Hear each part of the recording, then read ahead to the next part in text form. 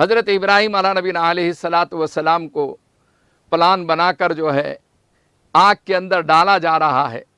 اب جب آگ کے اندر ڈال دیا گیا تو دنیا تو بڑی خوش ہوتی ہے، دشمن تو بڑا خوش ہوتا ہے کہ دیکھو یہ مولانا کا کام پورا ہو گیا، یہ حضرت کا کام پورا ہو گیا، اب یہ دعوت دیا کرتے تھے، اب تو جیل میں جانا پڑے گا، اب تو یہ فلاں ہونے گا۔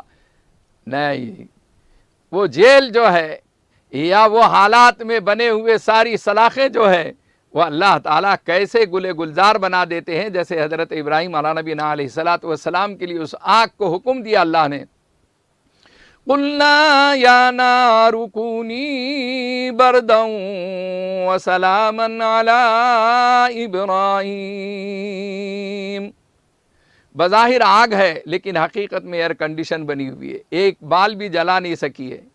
تو دنیا کے سامنے داعی کو ڈرنا نہیں چاہیے، خوف نہیں کھانا چاہیے، اللہ کی ذات پر اس قدر یقین رکھنا چاہیے کہ بظاہر جو ہے آگ ہوگی لیکن حقیقت میں وہ ایئر کنڈیشن بن جائے گی جب اللہ کا حکم ہوگا۔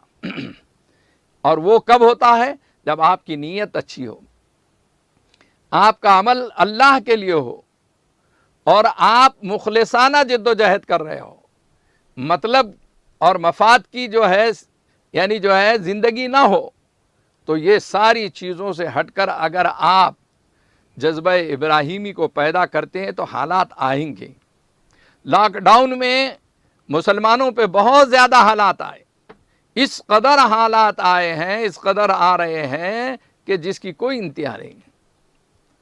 یہ نادانوں کو سمجھ میں ہی نہیں آ رہا، ہر چیز کھولتے چلے جا رہے ہیں، چھوٹ دیتے چلے جا رہے ہیں، ادھر کی دکانیں بند کرو، ادھر کی کھول دو، فلاں چیز ایسی کرو، فلاں چیز ویسی کرو۔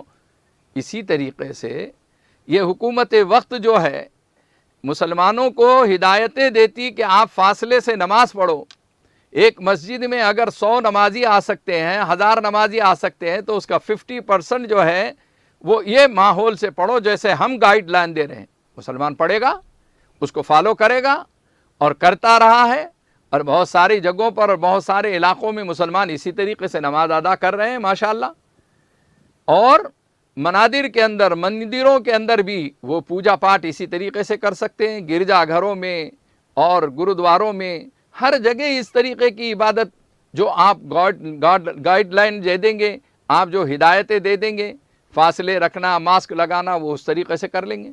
لیکن ان پر تالے لگا کر، اس پر پابندی لگا کر کیا حکومت یہ سمجھتی ہے کہ ہم کامیاب ہو جائیں گے؟ کبھی بھی کامیاب اس لیے نہیں ہونے والے ہیں کہ اصل میں حکومت کی بڑی یعنی جو ہے اقتدار کی کرسیوں پر جو بیٹھے ہوئے ہیں انہیں بھی معلوم ہے کہ وہ کسی نہ کسی مذہب سے تعلق رکھتے ہیں۔ وہ اللہ کو ماننے والے اگر ہیں تو بہت اچھی بات ہے، لیکن پرمیشور کے ماننے والے، گاڈ کے ماننے والے، بھگوان کے ماننے والے، رام کے ماننے والے، ان کو بھی تو اپنے رام کو، اپنے بھگوان کو منوانا ہے، اپنے گاڈ کو منوانا ہے۔ جب اللہ راضی ہوگا یا بھگوان راضی ہوگا تو تمہارے مسائل حل ہوں گے۔ اللہ تعالیٰ نے یہ بیماری دی ہے کورونا، اور اللہ تعالیٰ ہی اس بیماری کا خاتمہ کر سکتے ہیں۔ دنیا کی کوئی طاقت، دنیا کی کوئی حکومت اس کو ختم نہیں کر سکتی، اس پہ کنٹرول نہیں کر سکتی۔ احتیاطی تدابیر ایک علیحدہ چیز ہے، لیکن یہ سمجھنا کہ ہم خدا بن بیٹھے ہیں، یہ سمجھنا کہ ہم ہی جو ہے کہ اس کورونا کی لڑائی لڑ سکتے ہیں، جنگ لڑ سکتے ہیں۔ پہلی بات تو یہ کہ کورونا ایک بیماری اگر ہے تو آپ لڑائی کا لفظ مت استعمال کیجئے، آپ جنگ کا لفظ مت استعمال کیجئے۔ آپ کس سے جنگ کرنا چاہتے ہیں؟ آپ کس سے لڑائی کرنا چاہتے ہیں؟ آپ اللہ تعالیٰ سے لڑائی کرنا چاہتے ہیں، آپ اللہ سے اعلان جنگ کرنا چاہتے ہیں، آپ اپنے گاڈ سے، اپنے بھگوان سے، اپنے رام سے، آپ جو ہے اپنے پرمیشور سے آپ یعنی اعلان جنگ کرنا چاہتے ہیں۔ کس سے کرنا چاہ رہے ہیں؟ آپ جملے ایسے سلیقے سے بولیے، احتیاط سے بولیے کہ اللہ ناراض نہ ہونے پائے۔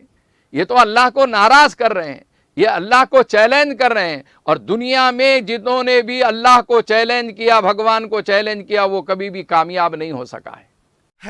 ہند میں انوکھا مرکز تحفظ دی، یہ دی کا ترجمہ ہے مرکز تحفظ دین.